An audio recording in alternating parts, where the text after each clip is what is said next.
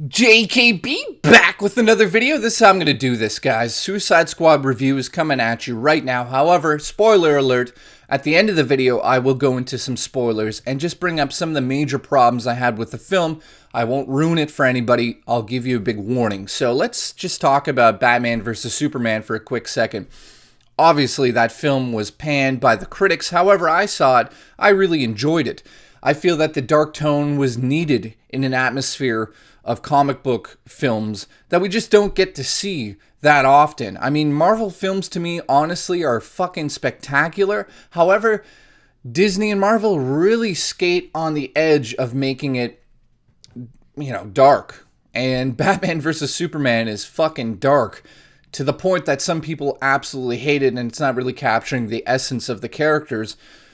I mean, when you have two characters brooding around, I hate you, what did you do, I hate you, it is a little bit too much, but I still like the film.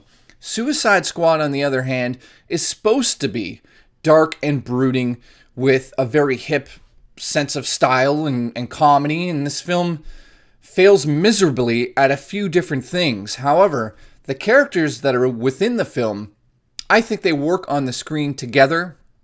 However, this film is a fucking mess. Now let me get into the acting.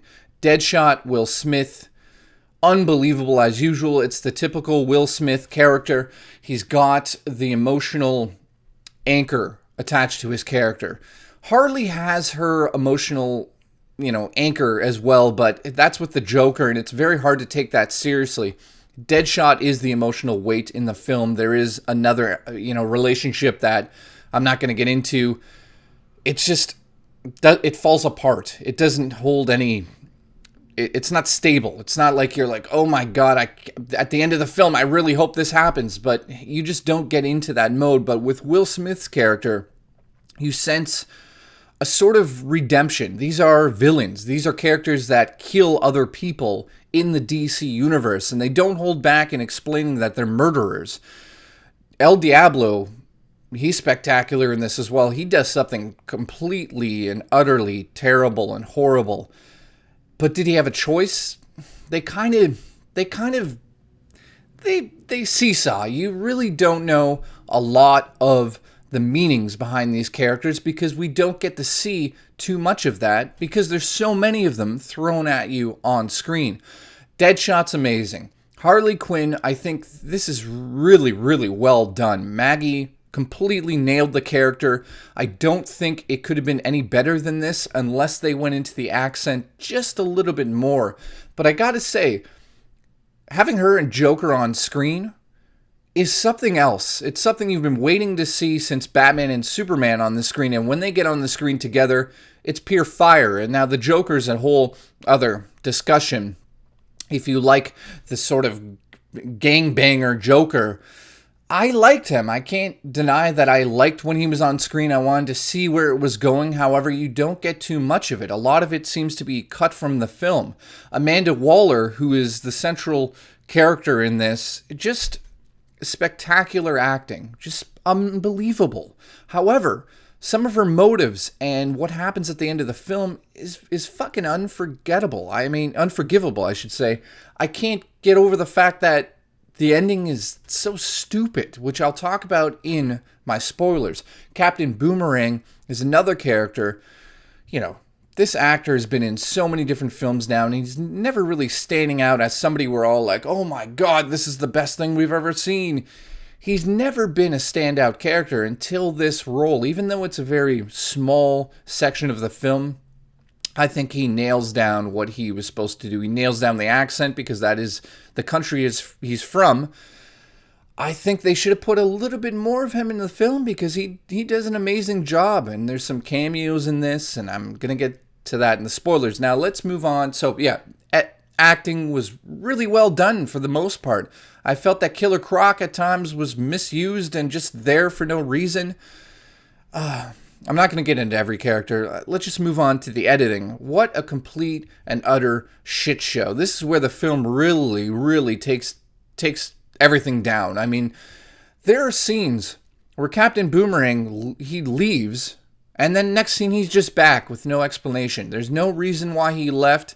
It's kind of a gag, we get it, but then it's not explained. There's some other things that are not explained at the end of the film. There's literally a character arc that just disappears. Like, he's threatened by one of the main characters, and then you never see what happens to him.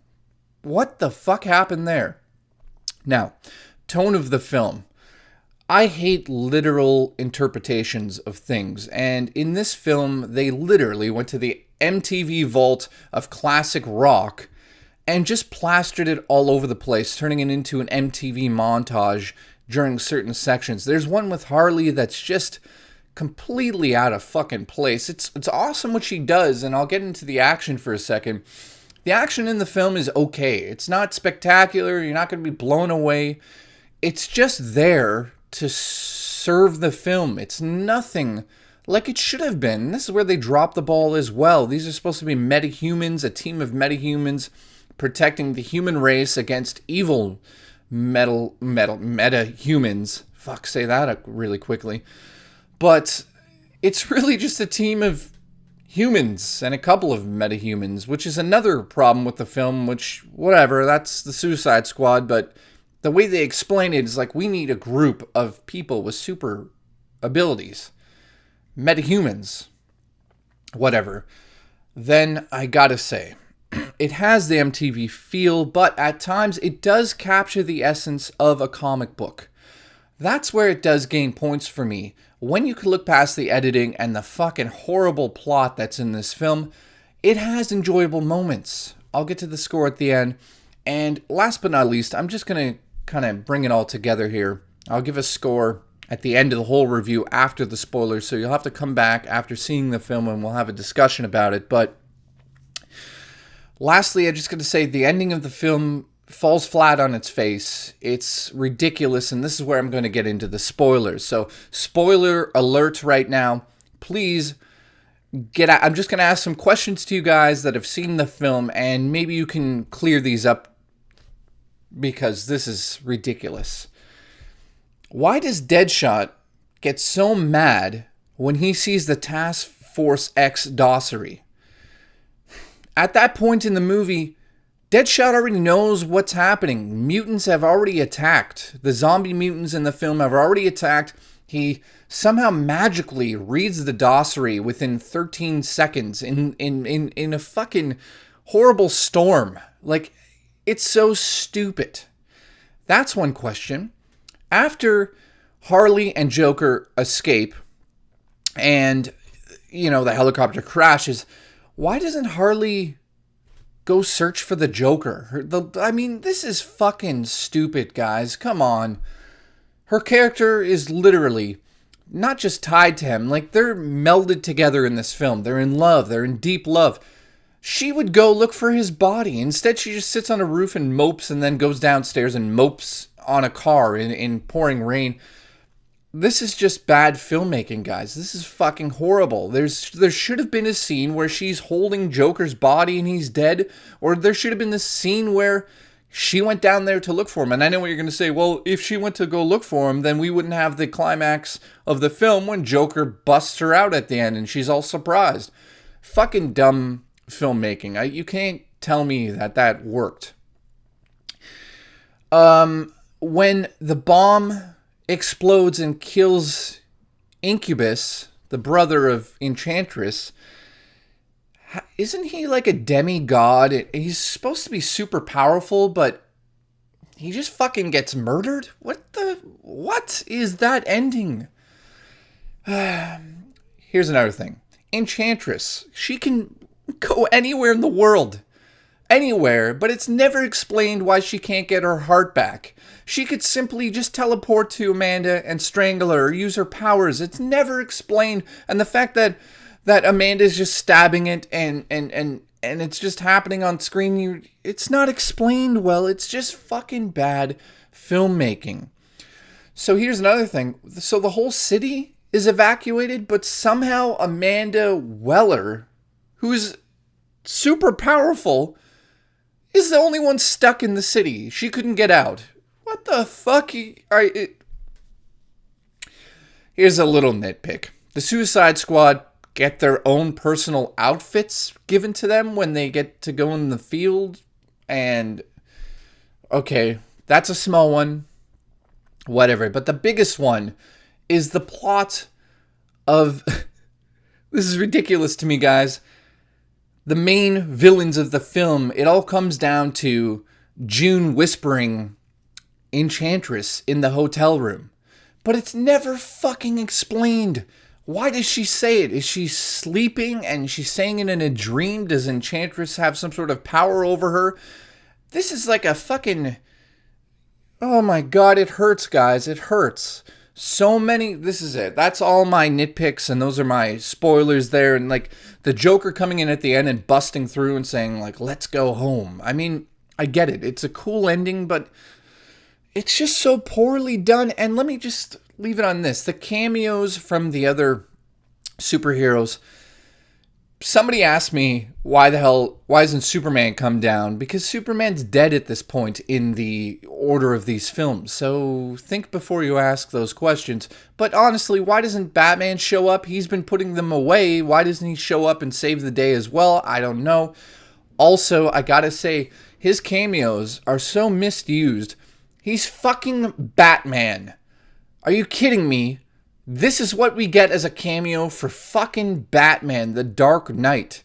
If you're a fan of Batman, you should be looking at this saying, this is an awful mistake. I mean, visually speaking, as somebody who loves cinema, there's other ways to show cameos. There's other visual cues you could have used, shadows and plays with light and just editing, but it's fucking horrible. I was here in Toronto when they filmed those scenes with Joker in his purple Lamborghini, and it was amazing to see all of that.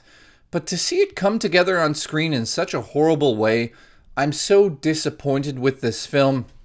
And I'm just going to say right now, I give it a 6 out of 10. I honestly think if you give it anything higher than that, I'm glad you had a lot of fun, but I also think you fell and hit your head before you went in the theater because it doesn't deserve anything above that. And I'm sorry. I'm just sorry. That's how I feel about the film. I had to be honest with you guys. Here's the main question. Should you go and see Suicide Squad? Honestly, yes, because this is the final film under the old DC leadership, and we finally have somebody in charge there that understands what we need from these films.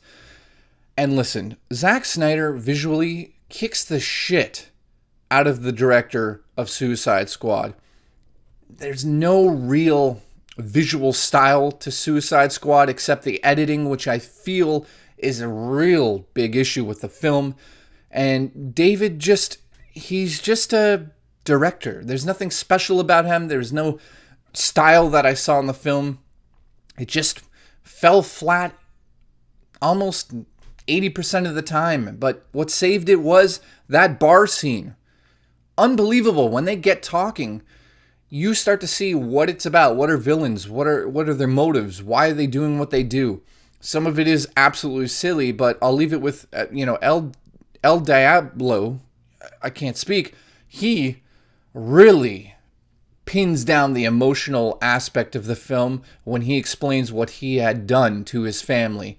And in closing, I gotta say, if you want to go and see this film, I think it's a smart idea. It's great to see it in the theater. However, please don't go into it assuming, I'm telling you bullshit. I want you to go in there with no hype. Simply tell yourself you're going to see a fun summer comic book movie and you'll get a 6 out of 10. You'll enjoy it, but it's not going to blow you away. Will you need to own this film? I will never buy Suicide Squad, and that's saying a lot. So thank you so much for watching. Sorry about that camera malfunction. It's actually like 40 degrees here in Toronto. I'm sweating like a dog and my camera's overheating. All my equipment is breaking.